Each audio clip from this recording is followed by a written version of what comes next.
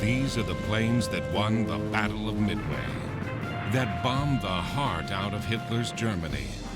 The planes that fought the air war over the jungles of Indochina and the deserts of Iraq. These are the planes that define the meaning of air power.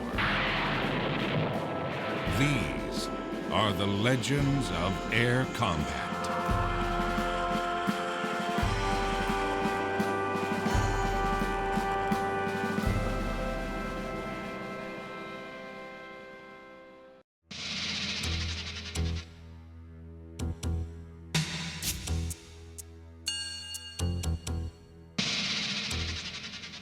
The beginning of the 20th century saw the pioneers of vertical flight resolving many of the problems that kept their crafts from getting off the ground. In 1924, Etienne Omaiken became the first to fly a helicopter a kilometer in a closed circuit. By 1936, many of the problems had solutions, and with the introduction of the German Focke-Wulf FW-61, the first practical helicopter was a reality. In February 1938, the FW-61 was demonstrated by Hanna Reitsch indoors at the Deutschlandhalle Sports Stadium in Berlin, Germany. She subsequently set several records in the FW-61 for altitude, speed, and flight duration, culminating in June 1938 with an altitude record of 11,243 feet and a straight-line flight record of 247 miles. Nazi Germany would use helicopters in small numbers during World War II for observation, transport, and medical evacuation. The Flettner Fi-282 Colibri Syncropter was used in the Mediterranean, while the Fokker-Angeles Fa-223 Drache was used in Europe. Extensive bombing by the Allied forces prevented Germany from producing any helicopters in large quantities during the war.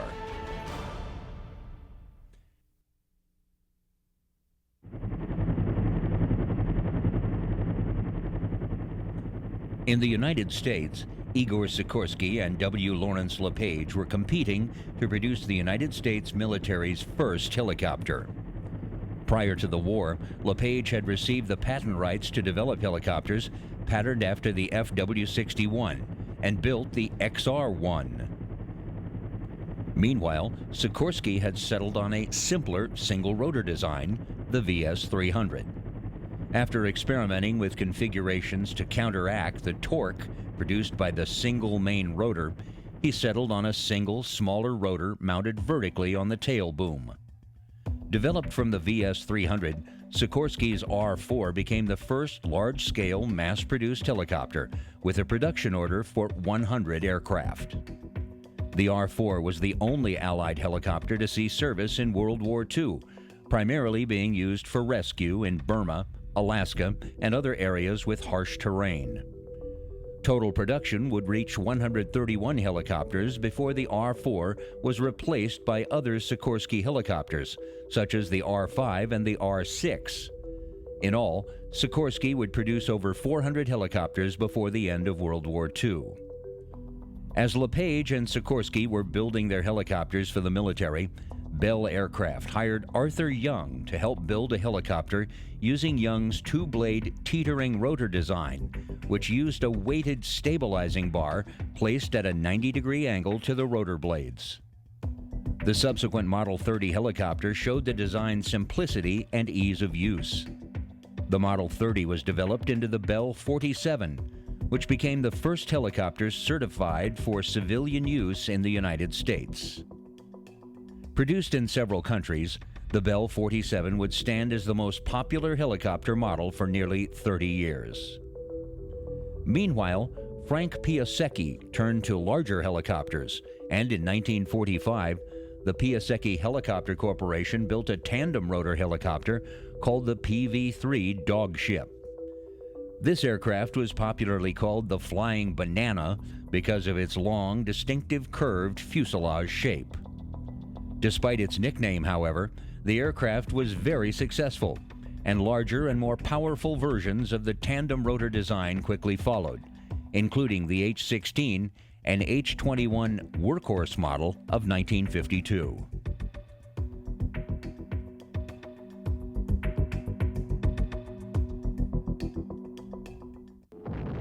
In 1946, U.S. Marine General Roy S. Geiger observed the atomic bomb tests at Bikini Atoll and instantly recognized that atomic bombs could render amphibious landings difficult because of the dense concentration of troops, ships, and materials at beachheads.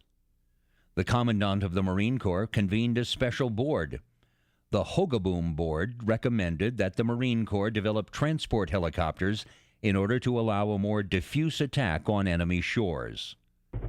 It also recommended that they create an experimental helicopter squadron. HMX-1 was commissioned on December 1, 1947, and based at MCAS Quantico, Virginia. The squadron operated the Sikorsky HO-3s-1 and the Piasecki HRP-1. HMX-1 performed the first ship-to-shore movement of troops from the deck of an aircraft carrier in an exercise in May of 1948. Late in summer of 1950, United Nations forces struggled to hold on to the Pusan perimeter in Korea. The U.S. 1st Provisional Marine Brigade was rushed into action to reinforce U.S. Army and Republic of Korea troops defending that precarious pocket in the southeast corner of South Korea. The undermanned 5th U.S. Marine Regiment and its support units had barely arrived at Pusan when they were moved to stop a North Korean assault near Chindong-ni on the perimeter's western edge. Brigade Commander Brigadier General Edward A. Craig knew little about the terrain his Marines would have to cross, so he climbed into a Sikorsky H-5HO-3S-1 helicopter and lifted off to scout the route, give directions to the lead battalion, pick a spot for his command post, and meet with his Army superiors. The Sikorsky H-5, or Horse, was built by Sikorsky Aircraft. During its service life, the H-5 SO-3S-1 was used for utility troop transport, rescue, and mercy missions throughout the world. Returning from the meeting with Lieutenant General Walton H. Walker, the 8th Army commander, Craig stopped 3 more times to confer with his unit commanders. That crucial trip aboard a chopper from Marine Observation Squadron 6, VMO-6, on August 3, 1950, was a harbinger of the increasingly vital role rotary wing aircraft would play in 3 years of tough fighting in Korea. Craig recalled, "These aircraft made my day. Without them, I do not believe we would have had the success we did." With the arrival of larger, more capable helicopters later in the conflict, the Marines and the Army would demonstrate the usefulness of vertical lift aircraft in the tactical movement of troops and supplies, a role that would become the hallmark of another Asian war a decade later. To meet the increasing demands for their services, additional Marine helicopters and pilots were sent from Japan in August. The choppers played key roles during the Marines' advance to the Chosin Reservoir and their fighting withdrawal from the massive Chinese offensive, maintaining contact among the widely separated units. Late in 1950, as the numbers of HO-3Ss were shrinking due to losses, VMO-6 started transitioning to Bell HTL-4s, the helicopters made famous by the MASH TV show's opening scene. The Bell HTL-4 helicopter entered U.S. military service in late 1946 in a variety of versions and designations for 3 decades. In the Korean War, it was designated the H-13 Sioux by the United States Army. It has also served as the helicopter of choice for basic helicopter flight instruction in many countries. Early models varied in appearance, with open cockpits or sheet metal cabins, fabric-covered or open structures, some with 4-wheel landing gear. The power packs for the Bell HTL-4 were the Franklin, or Lycoming, vertically mounted piston engines of 200 to 305 horsepower. It had a cruise speed of only 84 miles an hour and a maximum range of 273 miles. Later, Model D and Korean War H-13D and E types settled on a more utilitarian style. The most common model, the 47G, introduced in 1953, can be recognized by the full bubble canopy, exposed welded tube tail boom, saddle fuel tanks, and skid landing gear. Navy helicopters were in the war zone in Korea shortly before the Marines, when U.S. 7th Fleet units, including the aircraft carriers Valley Forge and Philippine Sea, arrived offshore to support the retreating U.S. and ROK troops. Each carrier had a helicopter detachment from HU-1 serving as a plane guard, or Angel, to recover pilots from the water. The HO-3S was a pretty primitive aircraft, but at that time, it was all the U.S. had to do the job. In response to calls for more capable aircraft, an air proving ground team brought two Sikorsky H-19s to Korea in March 1951. The day after they arrived, one was used to help the smaller H-5s evacuate paratroopers from the Musan-ni drop zone. Almost 1,000 H-19 helicopters and variants were produced. As useful as the small Sikorskys and Bells were, all the services saw the need for larger helicopters. The transport helicopters that Craig had requested arrived in Korea on September 2, 1951, when Marine Helicopter Transport Squadron 161 flew into Busan with 15 HRS-1s. The HRS-1s were a cut above the original helos, said retired Colonel John F. Carey, who flew with HMR 161 in 1952-53. They could carry 10 or more Koreans and about 8 fully equipped Marines. The squadron conducted the first mass helicopter resupply mission on September 13th during Operation Windmill 1.